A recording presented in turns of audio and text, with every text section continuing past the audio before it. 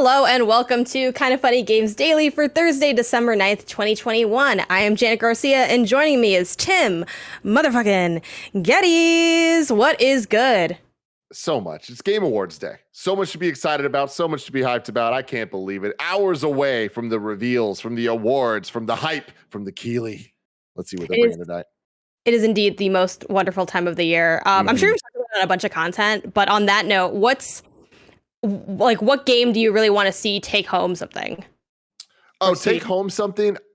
I feel like this is such a great year in terms of diversity of games, from indie all the way up to AAA and even like multiple AAA studios. So I want to see a diverse output of awards. Like I'm hoping we don't see kind of one team take home 5 different awards for the same game. Like I feel like with the action adventure and game of the year and all that stuff, like I hope there actually is a little bit of kind of like everybody getting to share, because like there's been so many wonderful games this year. So I think that'd be a cool thing to see. Yeah, pretty much same. Like it's interesting because I did like a YouTube video like saying like what I think, like who I pick, right? Or if it was just up to me, like who I think is the best in each category, who I think will win.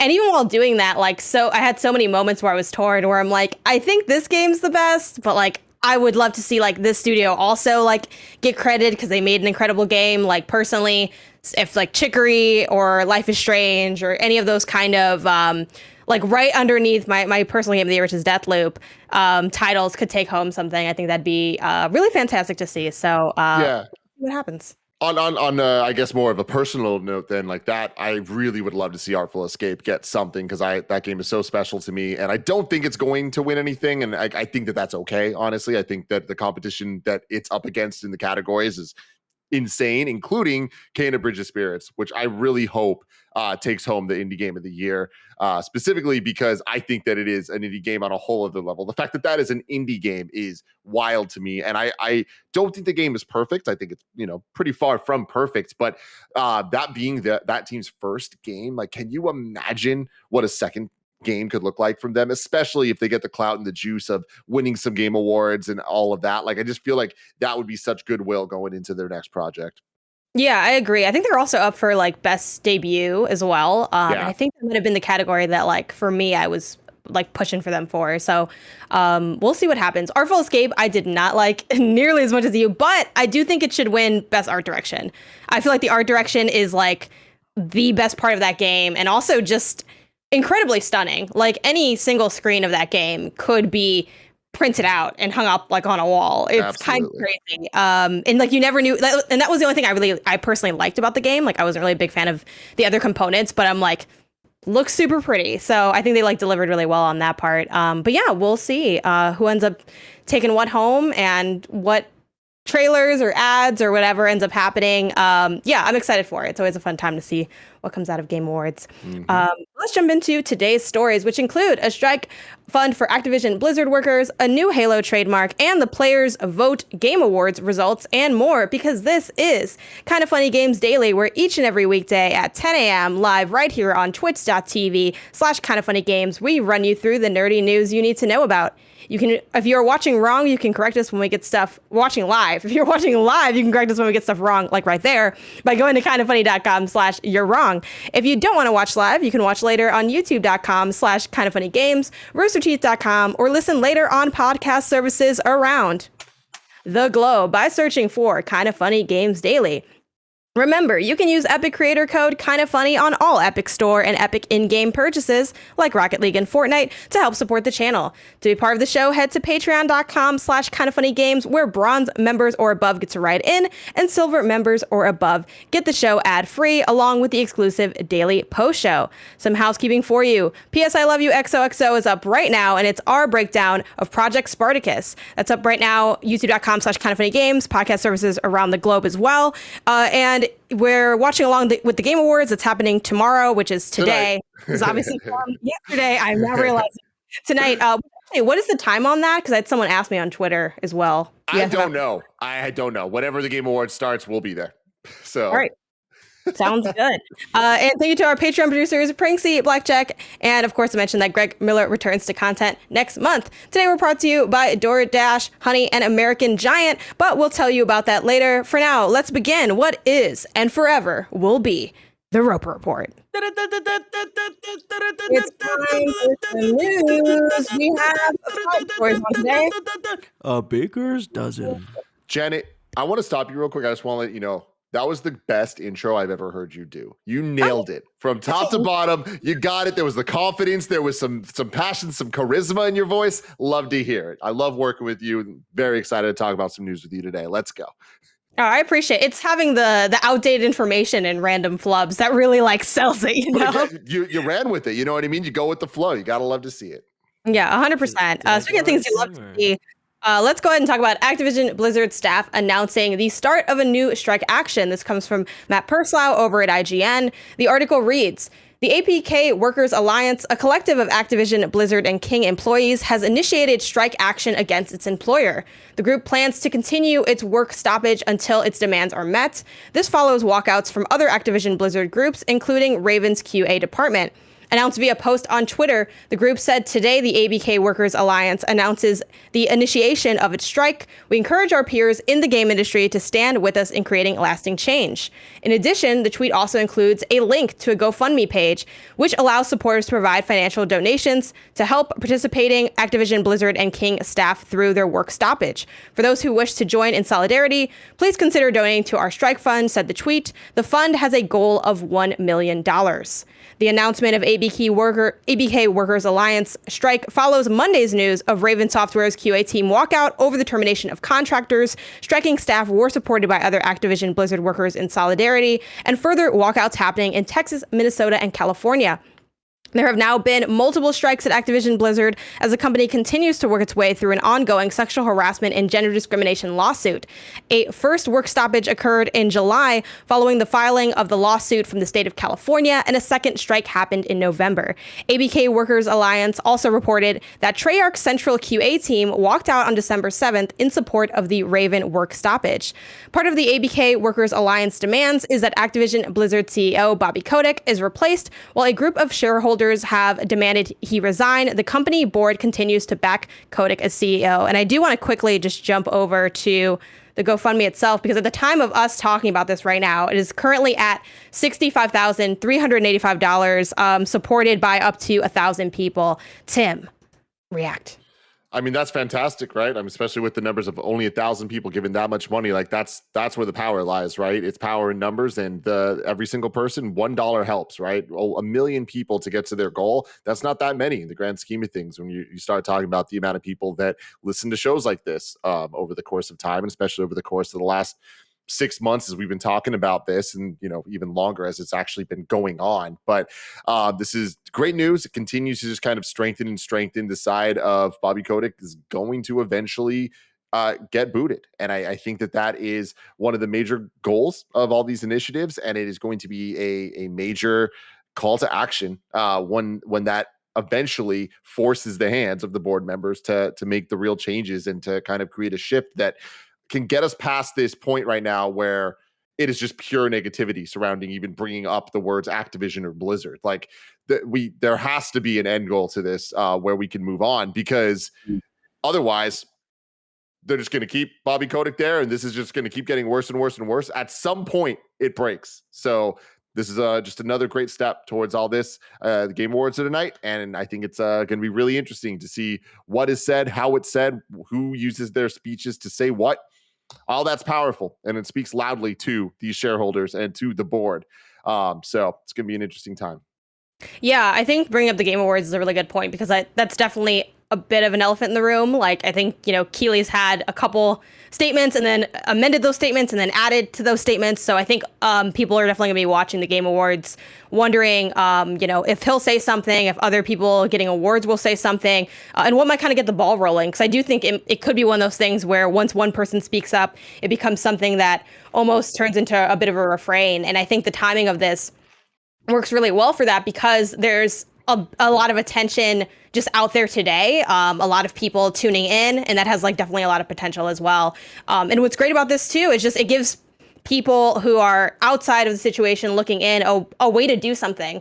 Obviously, not everyone has the financial means to donate to something, and not being able to donate is no indictment on on anyone or a representation that you don't support those workers. But for people that were really struggling and just like wanting to help but not knowing how they can, this provides them a way to do that and can sort of, empower fans and community members to feel like they're contributing towards this goal of making things better. And even just scrolling through like the comments with the donations coming in, there's been a lot of like, wonderful sentiments with, pro-unionization, people saying like money talks so that workers can walk. Someone said, donate $35 3 minutes ago, said this is my gaming budget for the month. I think, again, not everyone can donate, but if you can, I think it is important to do that. And it's only been picking up because, like, I think when I was drafting this up, it was only at like 20 or 40,000. So I think it's growing rather quickly. And, as we talk about on the show and the news kind of hits and seeps through the industry over the morning, I think we're only going to see that number continue to rise.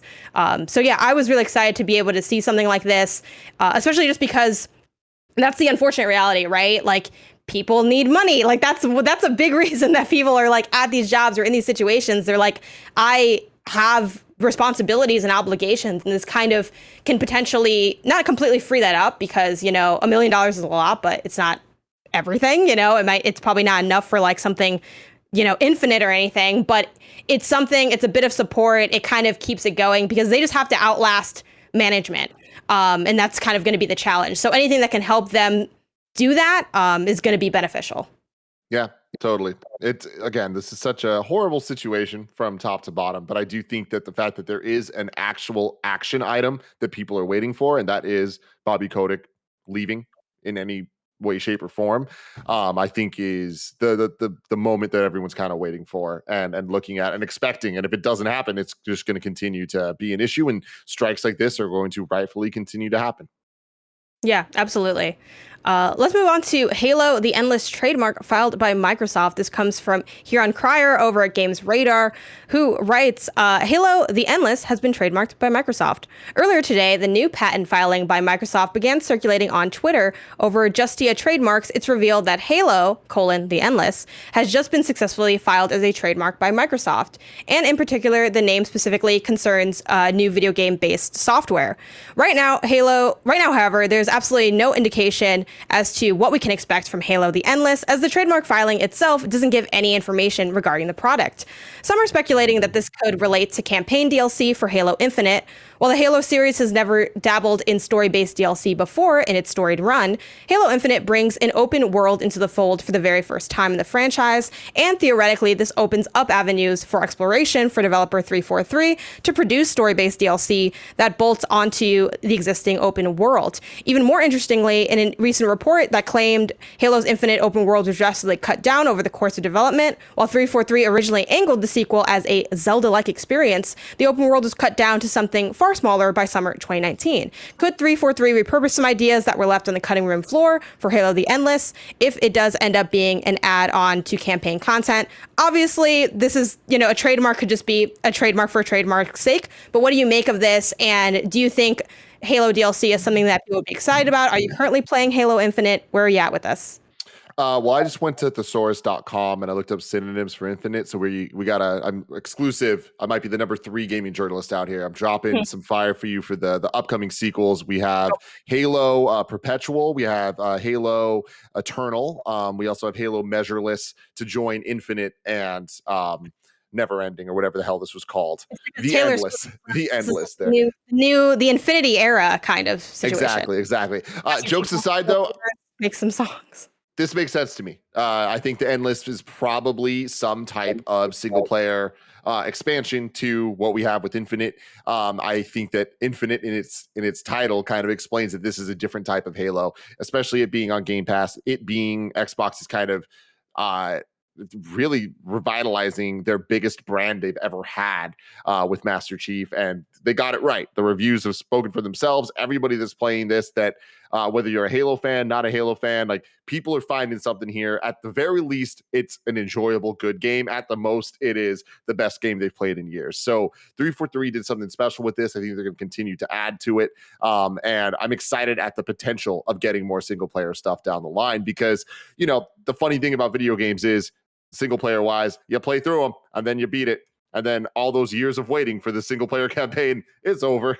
And it's like, I guess I'll wait for the next one. So I think this world of DLC and especially Game Pass based kind of content drops can change the way that these things are delivered and the timeliness at which they come out. It reminds me a lot of a couple years ago when Uncharted Lost Legacy came out, which is a much shorter campaign compared to core Uncharted games. But I really vibed with it and I dug the idea of getting semi-even annualized Uncharted style campaigns that were like smaller titles, and that ended up not happening for Uncharted, but we did see it with Miles Morales, and I expect that we'll see more experiments like that on the Sony side. I think it's set up for success even more on Xbox because of how easy it is to invest in Game Pass and just know that you have a fan base of people that are inherently there. So when a new content drops, especially something prestige like Halo, they're going to be there day one. You're going to get that audience. It's going to be worth doing more frequent drops, right, of AAA content. So that's what I'm expecting this to be. But I do think that is making a lot of assumptions and a lot of leaps to get there, especially having Halo never had single player DLC, but it did have ODST, which was one of the earliest examples of what I just said about the Lost Legacy and Miles Morales type thing. So I don't know, but I am excited that Halo things are being trademarked. I'm excited that Halo's back.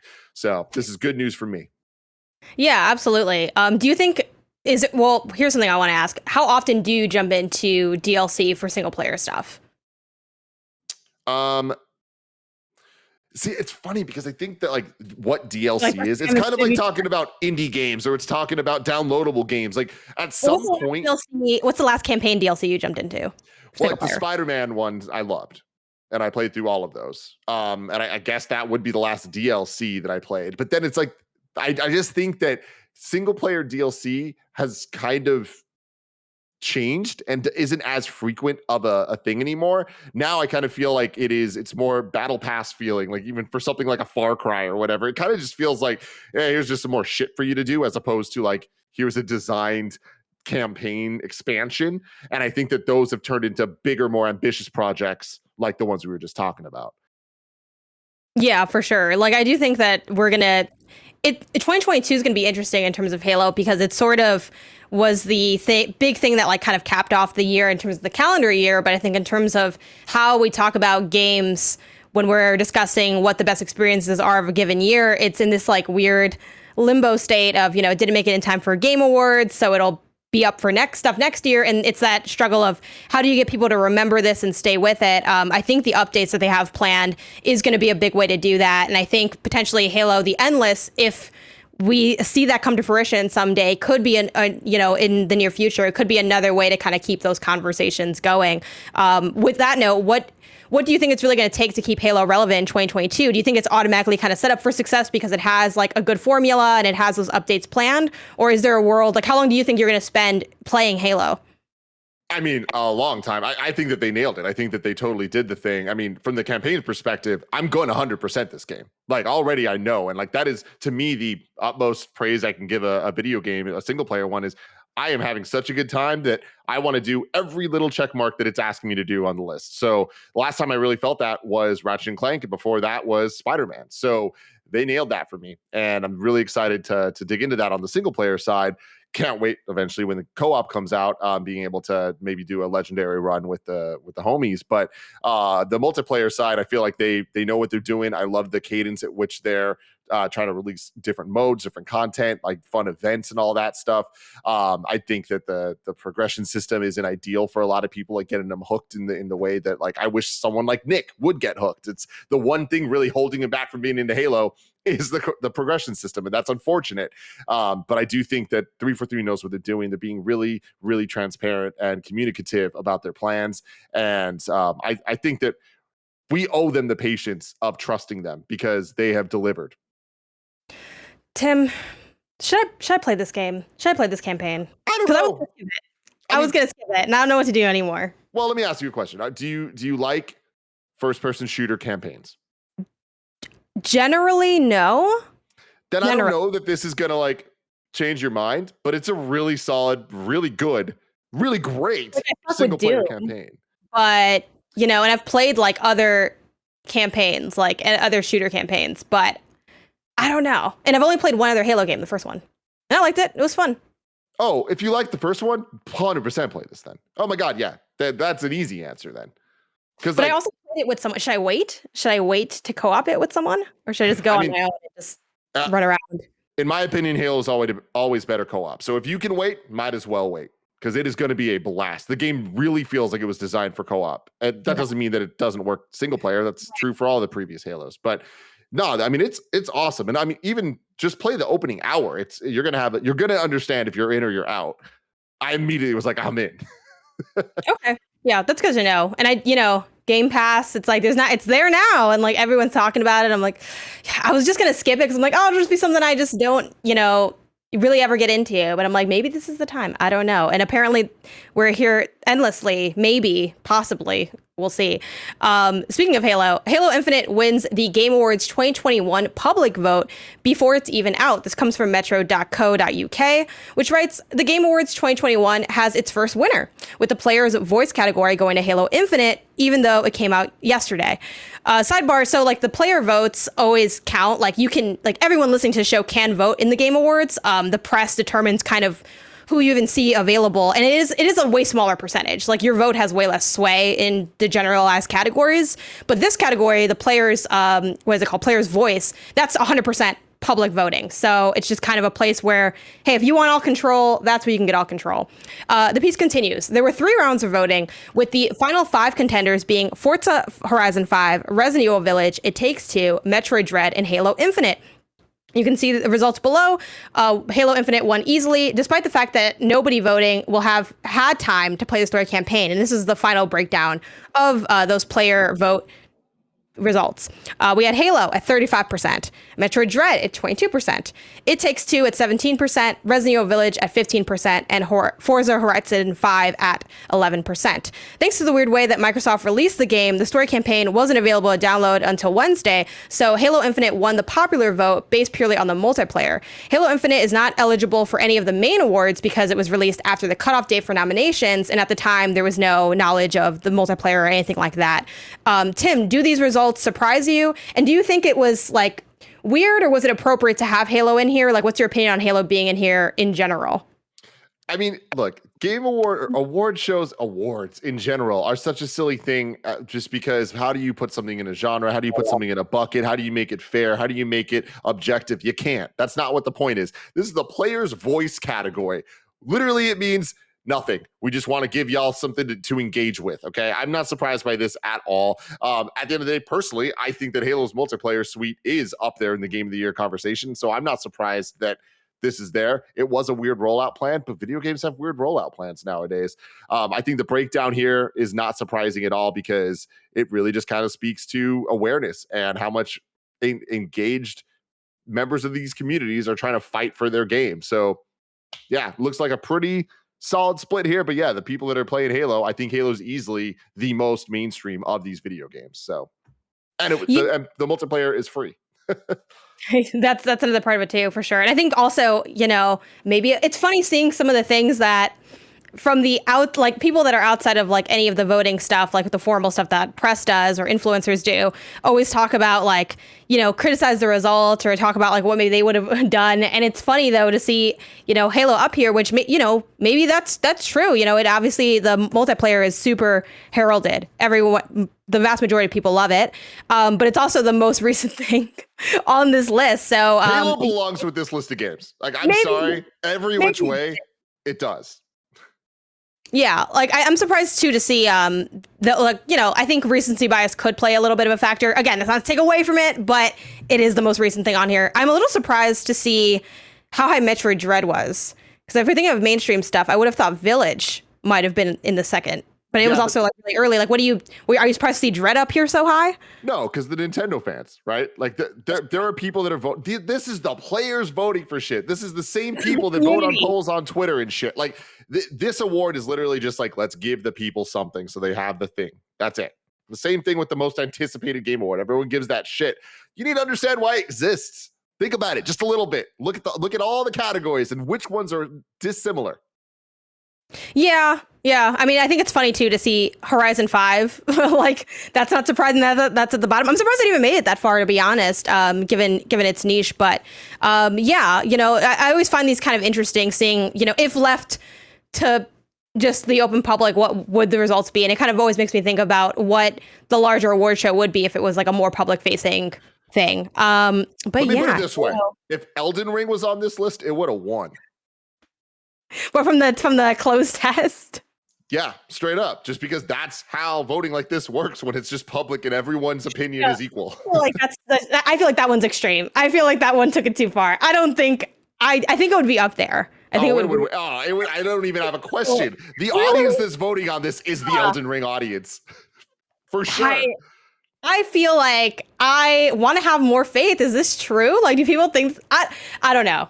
People in chat, it would have won. It would have give us the Mirror Shield. Give us the power. You clearly haven't, and I'm not recommending you to. And I know you know better, but you haven't been looking at like the chat, the proper Game Awards chat or Summer Game Fest chat as the show's happening. All it is Elden Ring. Where's Elden Ring? It's like, okay, You're we right. fucking get it, you guys. You're right. That probably would happen. Also, there's always, if someone can make a poll in our Twitch chat, I want to know. You have to just do it to be petty. That's the thing. But then people in general are petty. Like, this is we're the problem. E creates 1,000%. Yeah, y'all, you know what? Y'all are right. I had too much faith in reason. That was my mistake. It was wrong to trust. Anyway, let's move on with this and do a little bit of a looking back and a retrospective stuff with NES and SNES creator Masayuki Uemura dying at 78. This comes from Ryan Gilliam over at Polygon, who writes, the lead architect of the Nintendo Entertainment System and Super Nintendo Entertainment System, Masayuki Uemura, has died.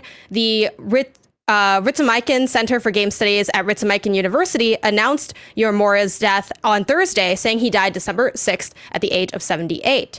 Uemura first joined Nintendo in 1972 and worked with the company to build light gun games, hoping to create the predecessor to Duck Hunt. Wow. After moving to Nintendo's new R&D 2 team, he headed up the squad's home console initiative, a mandate from then President Hiroshi Yamaguchi.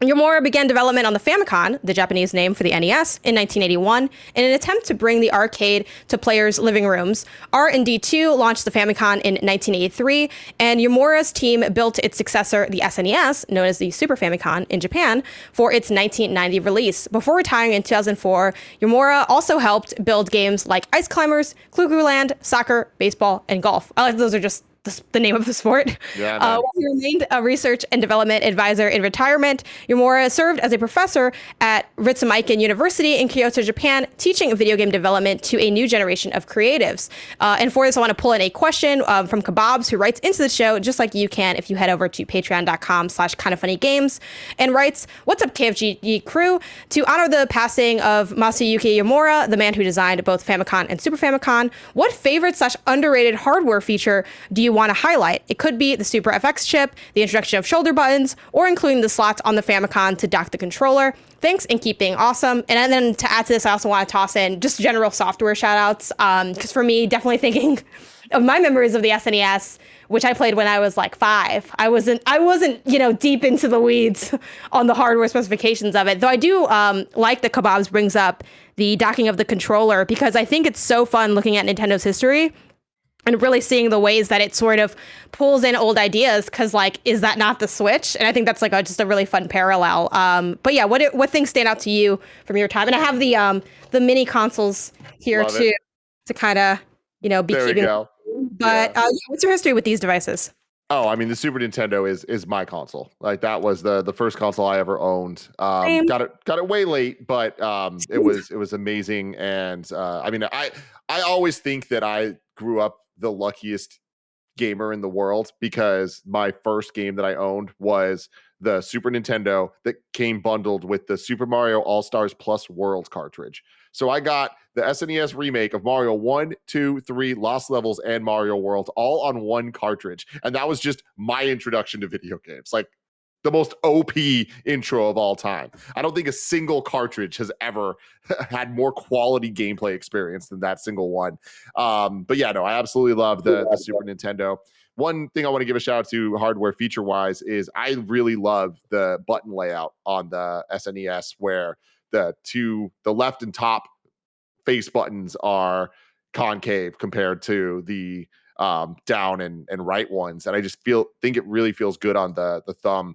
And of course the shoulder buttons, like that just allowed so much more versatility in gameplay, like when you compare an NES game to an SNES game. And like even looking at something like The Legend of Zelda and NES versus SNES, like just being able to map different weapons and different abilities to different buttons like opens up gameplay so much. So shout out to that. I also want to give a shout out to just the way this article is written, saying before retiring in 2004, he helped build games like Ice Climbers, Clue Clue Land, Soccer, Baseball, and Golf. Those were all games from like 1986. So I don't know why they said before retiring in 2004, but technically not true. It's a true statement. Yeah, true statement. Just a little weird to say it that way. But it's funny because, soccer, baseball, and golf, like those featured Mario as a referee. Like those were the kind of origin stories of the Mario sports titles that we got that really kind of came into their own on the N64 Game Boy Color era and forward. But definitely RIP to this. This is a sad day. Legend in the industry, but definitely will not be forgotten.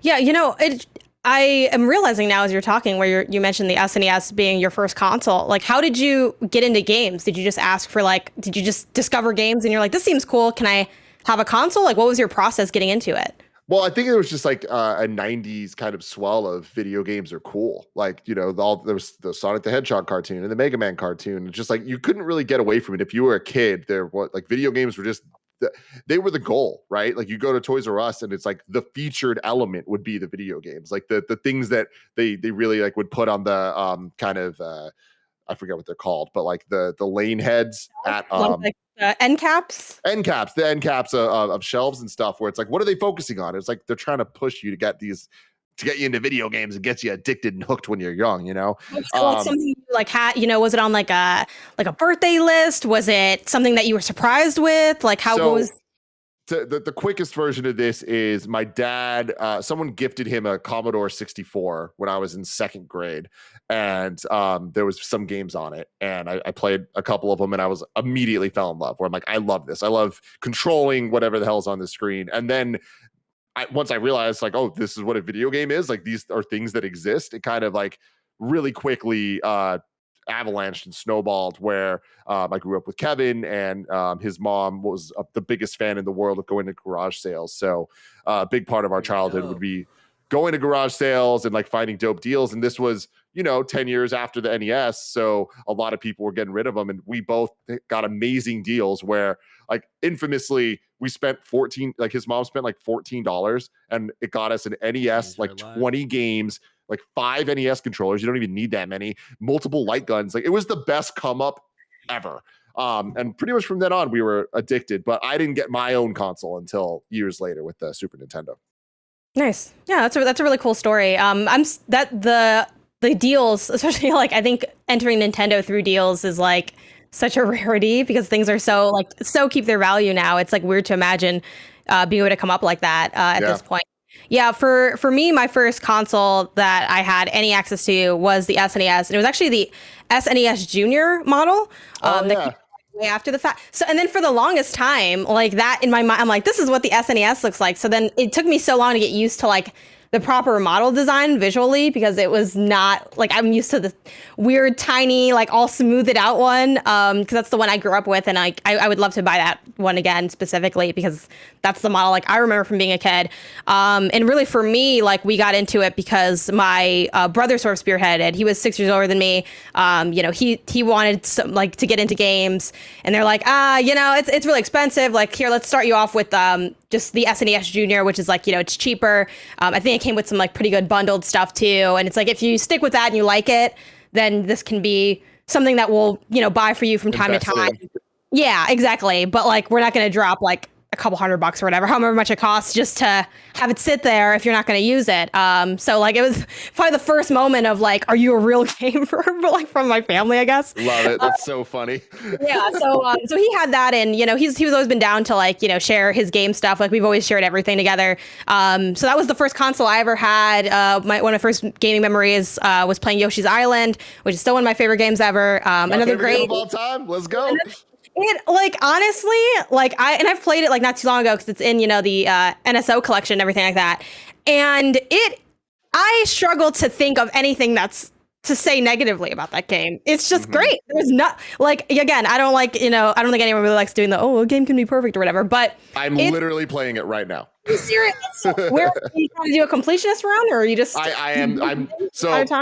Yeah, to keep this quick, I have never 100%ed it. I've never gotten 100 score on every single level, and I decided I'm finally going to do it. I beat this game hundreds of times, but I've never fully done it, so I'm going to do it finally. Yeah, it's so good, and there's like so many weird secrets in that game too. Like it's just a fantastic title. So like that's definitely one of my fondest memories from that hardware. And yeah, and then afterward, like when my brother got the N64, like we just kind of, for sake of setups, like divided it where I had the SNES in my room and he had the N64 in his room. Eventually I got PlayStation, and then he just, I had the PlayStation consoles, he had the Nintendo consoles, and we would just visit each other to, play whatever. Just because it's easier than setting. We didn't have like a living room setup where we could just have them there and like easily play. So that's kind of why we split it down that way. But yeah, definitely a lot of fond memories from that. I think it's always a good time to look back and think about who created the things that not only fostered, my love for games, but also my love for Nintendo and so many other things. So, shout out to this creator, and condolences to peers, family, fans. It's always sad losing somebody, but it's nice to take time to sort of honor that memory through celebrating the work that they created. Now let's go ahead and get a word from our sponsor. Remember, you can go over to patreon.com/kindoffunnygames where you can get the show ad free. And speaking of ads, let's hear from our sponsors. This episode is brought to you by DoorDash. There's no denying it. It's officially the holiday season. And after all that Thanksgiving cooking you just did, plus the cooking you're about to do for whatever other holiday you celebrate, you're probably not going to want to add tonight's dinner to that to-do list. So let DoorDash take care of it. You can also get groceries and other essential items delivered with DoorDash. I love DoorDash. We use it constantly, and it is such an easy thing to use for me and Gia when we're just trying to hang out, watch something, keep it simple for the night. Next thing you know, food's being delivered. It's safe, it's secure, and we are no longer hungry. For a limited time, you guys can get 25% off and 0 delivery fees on your first order of $15 or more when you download the DoorDash app and enter code GAMES2021. That's 25% off, up to $10 value, and 0 delivery fees on your first order when you download the DoorDash app in the App Store and enter code GAMES2021. Don't forget, that's code GAMES2021 for 25% off your first order with DoorDash. Subject to change, terms apply. Next up, shout out to Honey. It's gift giving season, and you have no excuse to buy everyone you love the worst, cheapest gifts imaginable. Why? Because Honey is about to save you tons of money when you shop online. Honey is your personal online shopping assistant. It scours the internet for promo codes and applies the best ones it finds to your cart. It's so easy to use. Everyone should be doing it. I've been using it for years. I've saved literally thousands of dollars, both for me and for Kind of Funny, using Honey. You install it once, you never need to think about it again. It's just saving you money. If you don't already have Honey, you can be straight up missing out on free savings. It's literally free, installs in just a few seconds, and by getting it, you'll be doing yourself a solid and supporting this show. Get Honey for free at joinhoney.com/games. That's joinhoney.com/games. And finally, shout out to American Giant. If there's one good thing that came out of the mess that 2020 and 2021 have been, it's that people have started to prioritize comfort over style. You know what I'm talking about. But with American Giant's obsession with quality details, you can be comfy, cozy, and stylish. I love American Giant. I recently got a bomber jacket. Nobody's surprised, but it's this really pretty blue. I've never seen one like it, and I am a big fan. It's super comfy, keeps me warm, just like I like. American Giant is about the journey, not just the destination. They're obsessed with the details from start to finish, so they use the best quality materials and support local manufacturers and workers, which is always great. Slate called their hoodie the greatest hoodie ever made, so find out why Explore American Giant's collection of durable essentials at american-giant.com. And you can get 20% off when you use code KFGD at checkout. That's 20% off at american-giant.com, promo code KFGD. american-giant.com, promo code KFGD. All right, now let's talk about Xbox's Winter Game Fest, which offers 36 demos of upcoming indie games. This comes over from Eurogamer, which writes, the ID at Xbox Winter Game Fest demo event has returned in partnership with tonight's The Game Awards, offering 36 demos for unreleased indie games on Xbox One and Series X/S. The event runs until December 21st, at which point you won't be able to download them anymore, although they should still be playable if you have them on your console, so definitely worth heading over and downloading those. It's worth remembering these demos represent a work in progress and so may not represent the full game at their release. And in this Eurogamer piece, they specifically highlight Death Trash, which features a post-apocalyptic world where cosmic horrors. Also, I love the name Death Trash. Yeah, that's good. I'm just gonna download it because it's called Death Trash, which now is giving me flashbacks to two. Like I went through a lot of PS Now stuff recently for a review, and there's like that game Trash Panic, which it's like Tetris with trash, but you're like breaking stuff. I had no idea what to do in that game. The game never explained it. My chat didn't know. It had the world's loudest audio design that I've ever experienced. But anyway, this is not that game. Death Trash, where you long for humanity but are met by punks and shotguns. It combines old school role playing and modern action gameplay and player freedom, create your own character, and explore this unique handcrafted world. And they also shout out Nobody Saves the World, which has, definitely been heavily advertised. We complete quests to discover and swap between more than 15 varied and distinct forms, mix and match abilities to unlock and complete even more challenging quests, while exploring a vast overworld and extensive dungeons, either solo or with a friend online. And then we're going to quickly just run through the full list of games. Feel free to shout out any ones that you know are particularly excited about. We got Apico, Aspires, Ina's Tale, Aztec Forgotten Gods. This one I'm interested in, like for the culture, though their last game, or one of their recent games, Mulaka, I was not into. But I also played for the culture because I'm like, oh, it's like Oaxaca based. It's about like this like running based tribe. I'm like, this is like checking all my boxes here. And I'm like, wasn't a big fan, but I'm excited to check out this one and see how it goes.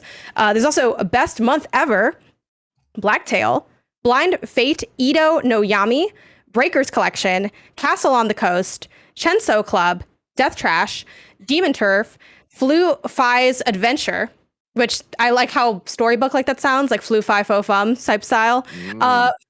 Freshly Frosted, Grid Force, Josh Journey. Yeah, exactly. Josh Journey, Darkness, Totems. I think, did I read Grid Force? I think I read Grid Force. Justice Sucks, Recharged. That's true. Kraken Academy, Lonesome Village, Loot River. I don't know if you remember seeing this at like a showcase, like some indie showcase, but Loot River is like that weird game where you're like moving these pieces across like, the oceans, and I think it might be like Rogue or something, but I remember seeing that a lot, so that's definitely one that I'd want to check out from here.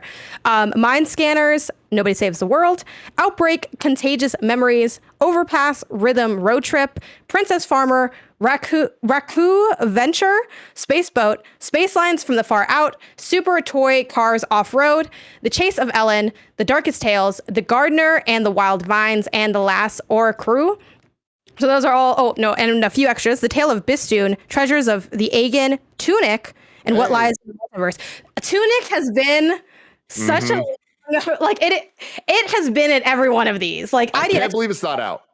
It honestly, like, it's a lot. And it's funny because, people always ask, like, especially like in our space about, games you're looking forward to or like high level. And then, there's plenty of like big AAA things that I look forward to. But for me, the things that I always remember or feel the most like visceral pain from, and this is like not any indictment on like any studios that take a long time to, get stuff out the door because making games is hard.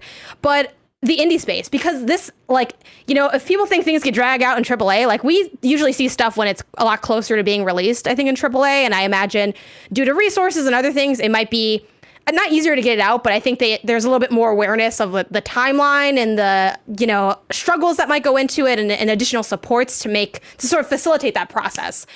But man, in the indies, like, I'll be like, I used to buy back the Kickstarter 12 years ago and we're finally here. And then it's funny too, because sometimes it comes out and I'm like, it was just all right. And I'm like, time to do it again. And I like do this all the time. But yeah, Tunic. Yeah. Play it again, try it again. Like, definitely one of those things for sure. Yeah, Lou River, you're right. I just looked up the gameplay of this. This was a standout for us during this year for indie events and stuff. So the fact that there's a demo you can go play, that's really cool. Yeah, for sure. Are you a big demo person? Like, what are some of the last demos you played or some memorable demos you've experienced? I mean, back in the day, I was a huge demo person on the PS2 era, like for sure, with the official PlayStation magazine, official Xbox magazine, like loved that stuff, the PS2 jam packs. But yeah, in more recent times, especially with the rate at which we are lucky enough to get preview codes for things, I'm usually not a big demo guy. Do you prefer, so on that note too, like for like Loot River, like would you want to check something like that out, or would you prefer to wait until you have like a more formalized build, whether that's like the full game or like an official preview thing?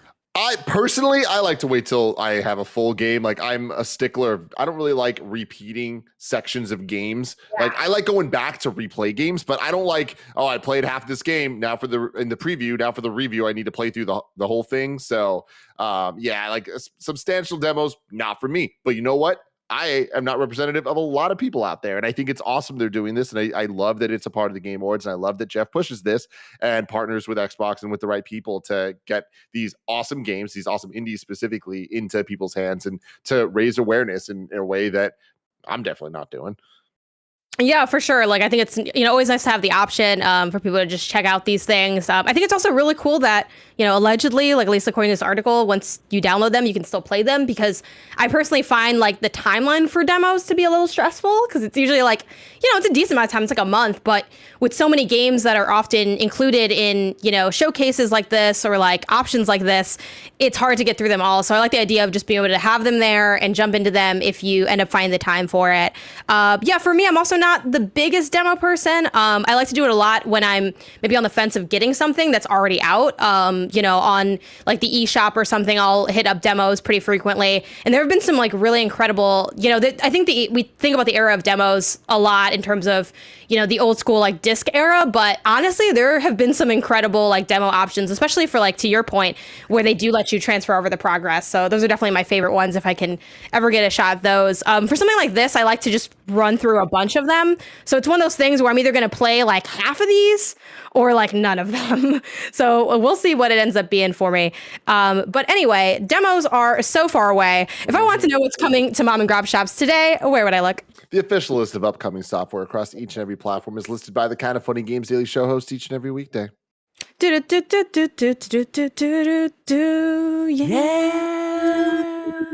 Out today is Monster Ranch 1 and 2 DX on Switch, PC, and Monster iOS. Rancher. Can we talk about that for a second, Jenny? Yes. Did you ever play this? Are you aware of what Monster Rancher is? Should I be? No, you don't need to be. But I think it's exciting, though. It's so cool. So here's the deal. Back in the late 90s, this thing came out called Pocket Monsters in Japan, right? And then you got to catch them all, Pokemon. Everyone fucking loves it. And then what happened? Iterations and iterations and iterations, and everyone had to have their own Pokemon, right? So we had Digimon, we had Yu-Gi-Oh! Eventually, like a bunch of different takes on the same type of idea of how do we monetize cartoons and card games and video games all in one, whatever. Monster Hunter was super dope. It had a cartoon that I really appreciated. It was pretty damn awesome. But the video game was on PlayStation, so it was a little bit more adult compared to the Pokemons of the world.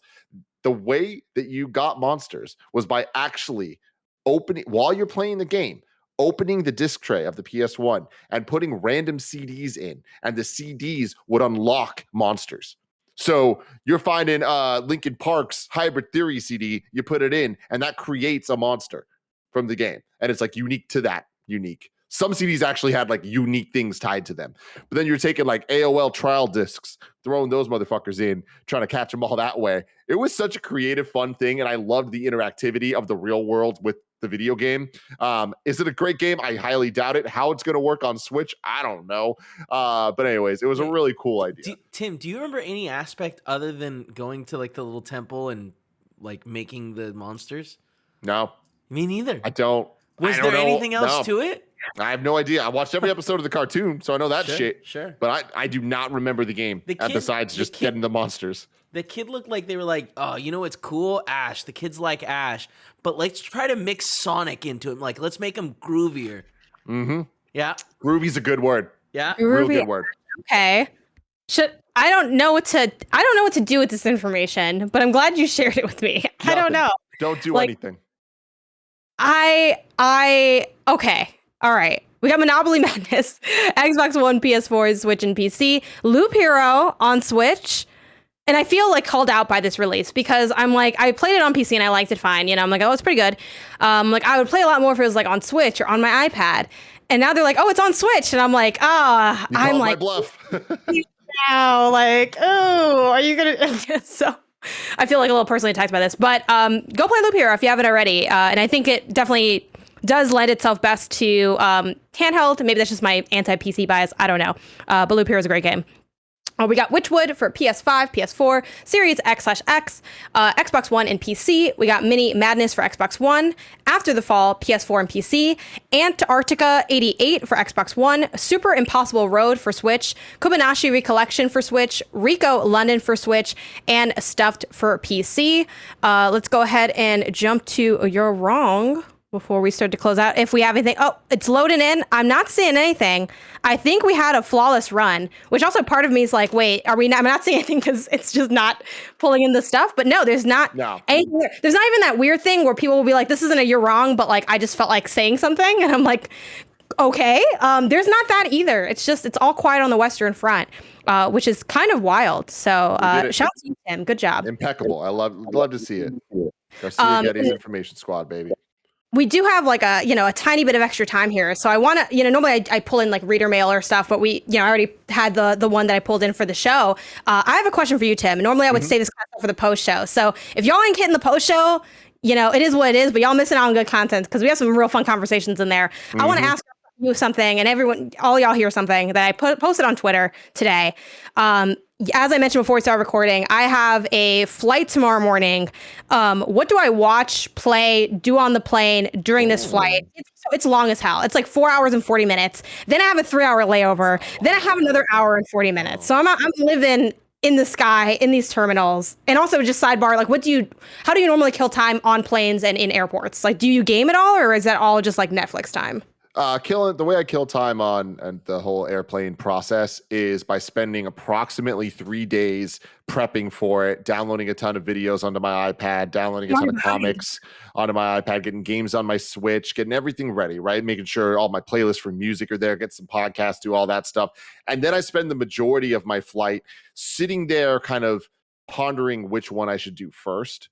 That takes a good 2 or 3 hours. And then I usually end up just putting on music I've listened to 100 times, and I listen to that, and then we land, and it was all for naught. So maybe don't listen to my advice for all of this, but in terms of shows that I would recommend, if you haven't seen yet, an amazing journey in the air would be watching the show Pen 15. Oh my God. That is on Hulu. What a ride that would be. Yeah. You watched not all of it. Oh, say it again. Do you like Jenna? it? I've watched it, but not all of it. Sorry. Go ahead. It's over now. The final part of season 2, which is the end of the show, just came out last week, and it is phenomenal. And I keep saying this, but this part of the season, like the final bit of this show, took it from me for like, oh, this is a funny show, to like, damn, this is one of my favorite shows of all time. Like, they really stuck the landing and stuck the journey as well. Like, it's something special. So show wise, I would recommend that. Gaming wise, we were just talking about it, but like, why not play through Yoshi's Island again? Honestly,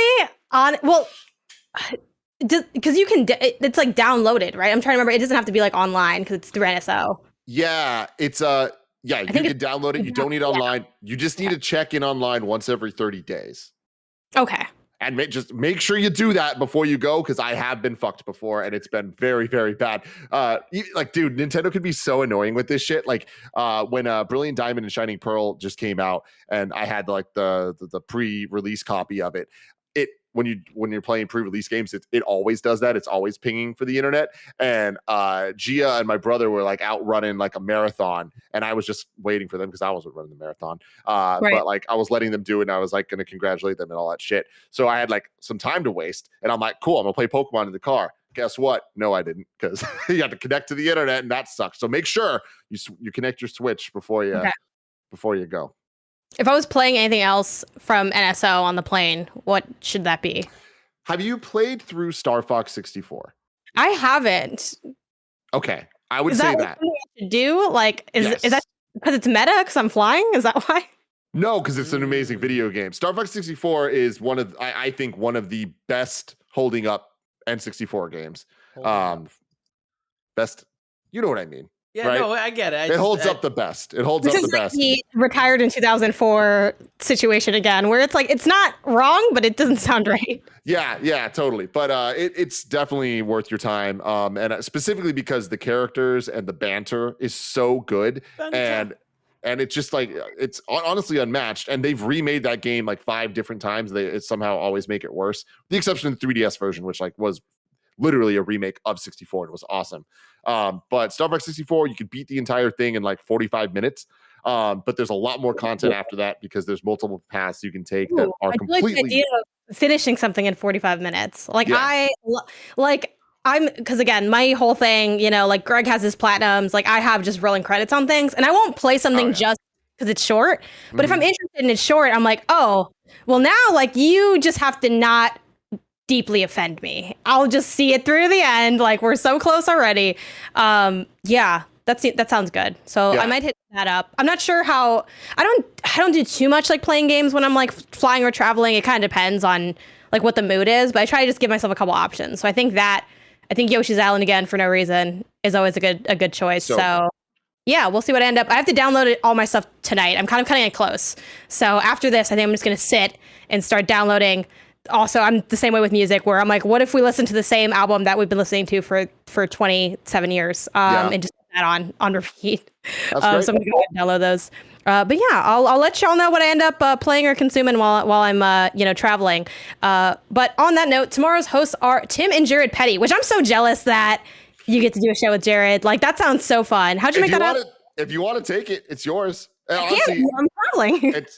Oh, you're traveling. Yeah, that's right. But no, I'm very, very excited to reunite with Jared. It's going to be a fun show, too, because it's literally just going to be going through the Game Awards winners and announcements. So super fun show for tomorrow. Get hyped, everybody.